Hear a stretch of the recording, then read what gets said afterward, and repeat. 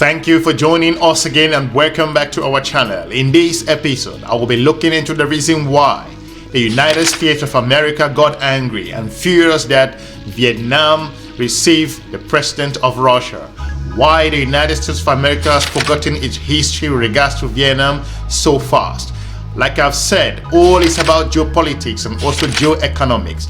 Every country is moving on a strategic trajectory to make sure that they engage.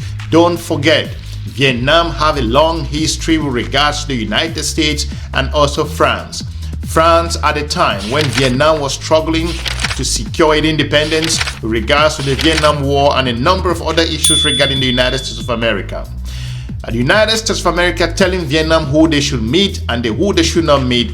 I think to an extent, the US has failed to understand how strategically countries are placing themselves in today's geopolitical circles.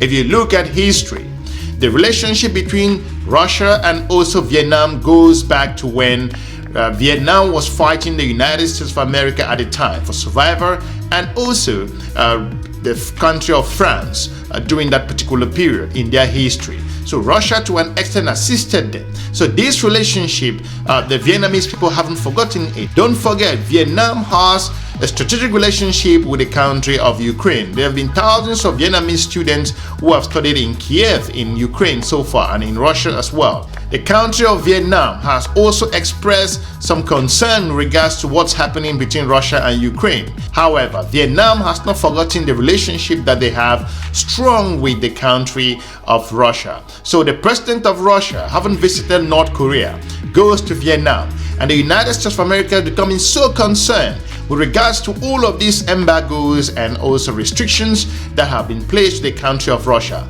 Of course, that we all thought that the Russian president couldn't move from point A to point B. But I think Russia is beginning to tell its Western partners that we do have friends in the geopolitical circles who share our own vision, and we will not back down in terms of engaging the previous relationship. Like the Russian foreign minister visiting the continent of Africa in the Sahel region, in Guinea, in Burkina Faso, and also across the region to also garner support. The Russians as well are doing that. We all have seen the president of Ukraine, Vladimir Zelensky, move around Europe and around the world to also engage their different partners. So it's all about geopolitics, with the United States getting angry that Vietnam, or trying to tell Vietnam who they should meet and who they should not meet in today's geopolitical environment.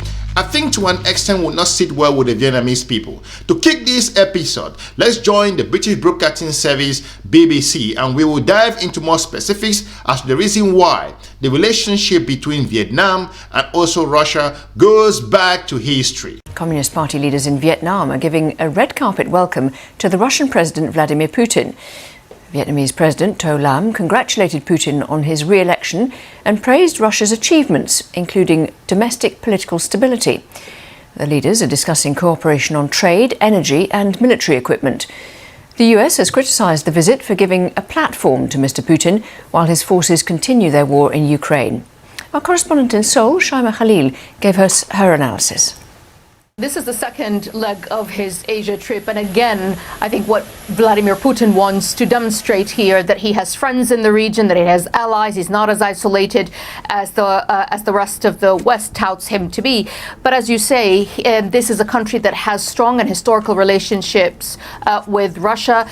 Vietnam still remembers and is still grateful for that assistance that the Soviet Union gave them in the decades during their war with the French and the United States. It's actually been described in Vietnam as a relationship that with loyalty and gratitude. But yes, it finds itself in having to walk a very tight rope.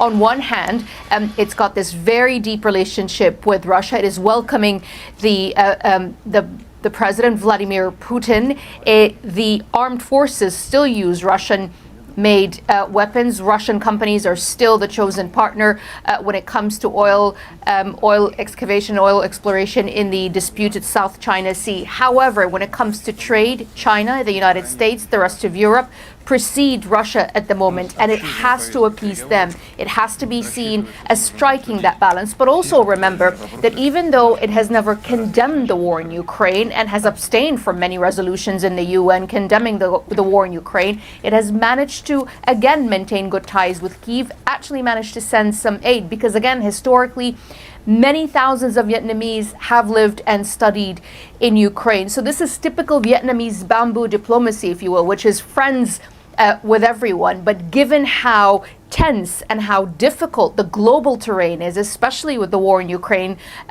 raging, being an ally with Russia, being a friend, a historical friend with Russia, pushes it to be more careful. They're going to be very, very hospitable. They're going, as you say, to roll out the red carpet. Will be a very, very warm reception. But I think it's also going to maintain a dotted contact line to reassure the United States and China that it's keeping that balance right.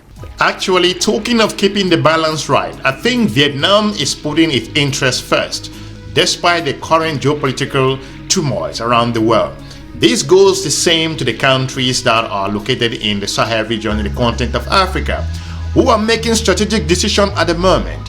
As we see a number of international visitors, the American Secretary of State Antony Blinken going in and out into the continent of Africa, Russia's foreign minister Sergei Lavrov jumping into the continent and circulating the whole region, engaging and also garnering support with regards to what happened at the United Nations. Russia is beginning to remind the West that we do have some partners that we can activate at this particular time. However, the European Union as well is also engaging in the continent of Africa in several ways. So with this aspect, the United States of America forget so early to note that Russia had relationship going back years, and this is something that I think that the geopolitical partners of Africa forget so fast to understand that there is a history in regards to how countries behave, how countries act. If you look at perspective, a number of African countries have clearly indicated that they really want to work with a number of countries, because this issue of just that your enemy, she's my enemy, and your friend should be my friend, I think in current geopolitical circle does not sit really well with a number of countries. If you look at the relationship between Russia and also some African nations, including South Africa, that we all know how strong the relationship is, and that's never going to go anywhere soon. If you look at Vietnamese people, there are a number of Vietnamese individuals who actually lived and studied in Russia, and they know the relationship and they still have the history and documentary evidence with regards to how Russia interacted with them. With the United States of America coming so strong to feel unhappy that they are rolling the red carpet to another head of state coming to the country, this may not sit well with the people in Vietnam. Let's jump to Aljazeera and look at perspective on how the Vietnamese people perceive this particular visit, drawing back to their history. Soldiers practice their ceremonial march in front of Hanoi's monument to the revolutionary martyrs, those who died in the American War. Last-minute rehearsals before the arrival of Russia's President Vladimir Putin. For many Vietnamese, the relationship with the Soviet Union, now Russia, is more than just diplomatic ties. Professor Nguyen lived and taught in Russia for 20 years. But it was his time as a young soldier on the front line, fighting against America with Soviet weapons, that cemented the bond. In Vietnam, we say, one piece of food when hungry equals a box of food when full. We were hungry, dying, and in a very difficult situation. Russia helped us with food and ammunition. Thanks to that, we stood firm on the battlefield and held our ancestral lands. The military ties are still strong.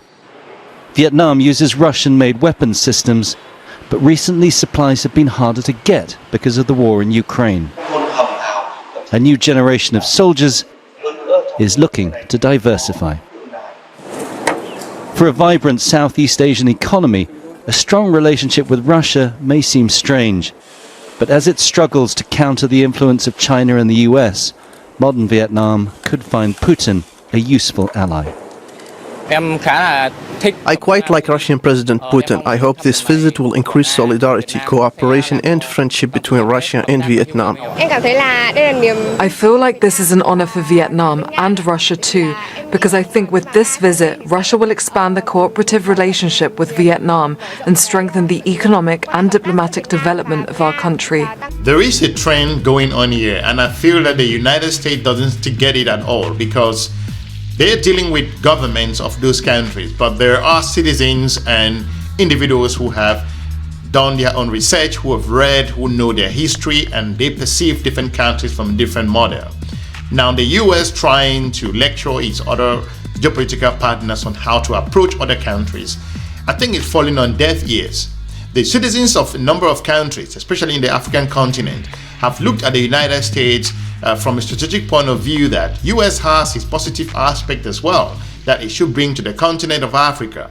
But the strategy is focused again, in this case, looking at more what Russia is doing instead of the Americans putting forward on what they can do.